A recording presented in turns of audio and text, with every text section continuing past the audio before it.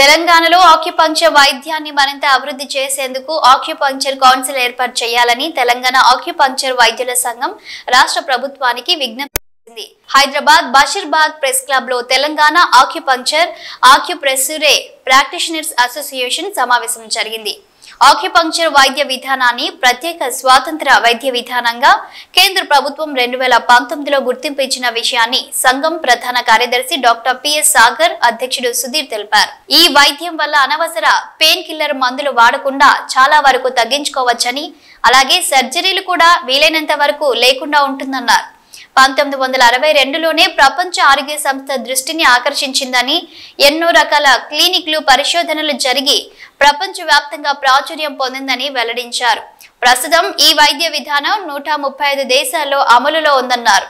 Acupuncture తో అనవసర శస్త్రచికిత్సలను నిర్మూలించడంతో పాటు ఆధునిక జీవన శైలితో వచ్చే 70% వ్యాధులను తగ్గించవచ్చన్నారు. పూర్వీకుల నుంచి వస్తున్న ఈ వైద్యానికి భవిష్యత్తులో మంచి ఆదరణ లభిస్తుందని ఆశాభావం వ్యక్తం చేశారు. ముఖ్యమంత్రి రేవంత్ రెడ్డికి ఈ వైద్యంపై మంచి అవగాహన ఉందని, 4th సిటీలో తమను కూడా భాగస్వామ్యం చేసి మా వైద్యాన్ని అభివృద్ధి సహకరించాలని కోరారు. సో అక్యుపంక్చర్ వైద్యం అనేది ప్రపంచవ్యాప్తంగా ఇప్పుడు సెకండ్ లీడింగ్ ప్రాక్టీస్ అండి.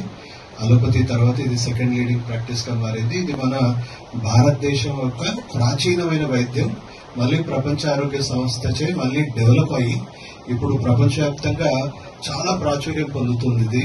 అండ్ ఇప్పుడు ఇండియా గవర్నమెంట్ కూడా దీన్ని పెద్ద ఎత్తున ఇండిపెండెంట్ హెల్త్ కేర్ సిస్టమ్ గా డెవలప్ చేయడానికి ICMR అంటే మనము Indian clinical medical research, DHR అంటే department of health and research and central government standing committee వేసి ఆ కమిటీ పూర్తిగా నిర్ధారించి 2019లో ది అక్యుపంక్చర్ ఒక వైద్యం ఏదైతే ఉందో ఇండిపెండెంట్ హెల్త్ కేర్ సిస్టమ్ గా భారతదేశంలో కూడా అభివృద్ధి చేయాలనుకుంటుంది.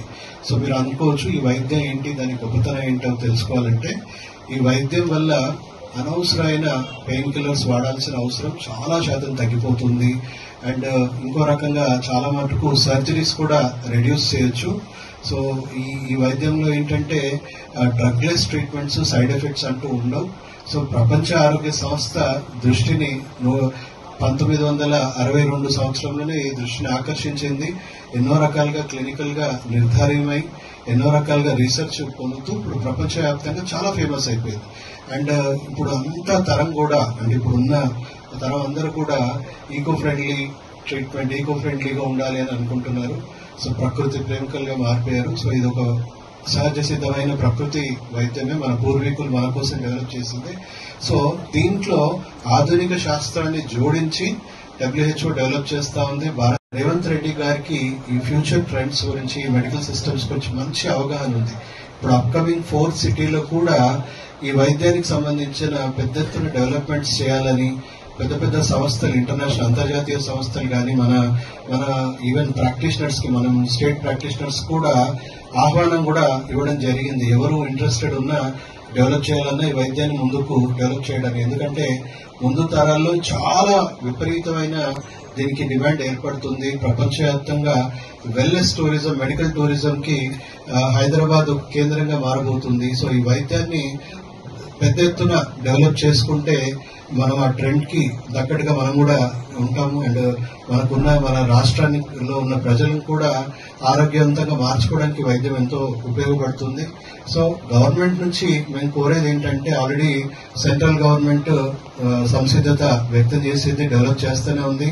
పక్క రాష్ట్రాల్లో మనం చూసుకుంటే మహారాష్ట్ర కానీ లేదా వెస్ట్ బెంగాల్ కానీ వాళ్ళు స్టేట్ లెవెల్లో ఇనిషియేటివ్స్ తీసుకొని ఈ వైద్యాన్ని ఆల్రెడీ కౌన్సిల్స్ ఇవన్నీ ఏర్పాటు చేశారు. అలాగే మన తెలంగాణ రాష్ట్రం కూడా, తెలంగాణ గవర్నమెంట్ కూడా కొంత మనము అంటే సెంట్రల్ గవర్నమెంట్ అంటే కొంచెం ఫార్వర్డ్ స్టెప్స్ మనం ఈ విషయంలో వేసి ఈ వైద్యాన్ని తొందరగా కౌన్సిల్ కానీ స్టాండర్డైజ్ కానీ చేసుకొని త్వరగా దీనికి సంబంధించిన సంస్థలు మనం హైదరాబాద్ లో డెవలప్ చేసుకొని ఈ రాబోయే వెల్నెస్ ఇండస్ట్రీ, వెల్నెస్ టూరిజం ఏదైతే ఉందో అండ్ మన భారతదేశంలో ఉన్న పౌరులకు కూడా మంచి ఆరోగ్యకరమైన వైద్యం అందించడానికి 2 విధాలుగా ఉపయోగపడేలాగా గవర్నమెంట్ కూడా కొంచెం మాతోని మాట్లాడి ఈ ముందు తీసుకురండి. మేము సంఘం తరఫున మేము పూర్తిగా సంసిద్ధంగా ఉన్నాం. గవర్నమెంట్ తోని కూడా మేము కలిసి చర్చించడానికి కూడా మేము ముందుకు పోతాము. సో గవర్నమెంట్ కూడా సహకరిస్తే ముందు తరాలకి వైద్యాన్ని మేము ముందుకు తీసుకెళ్లగలుగుతాం.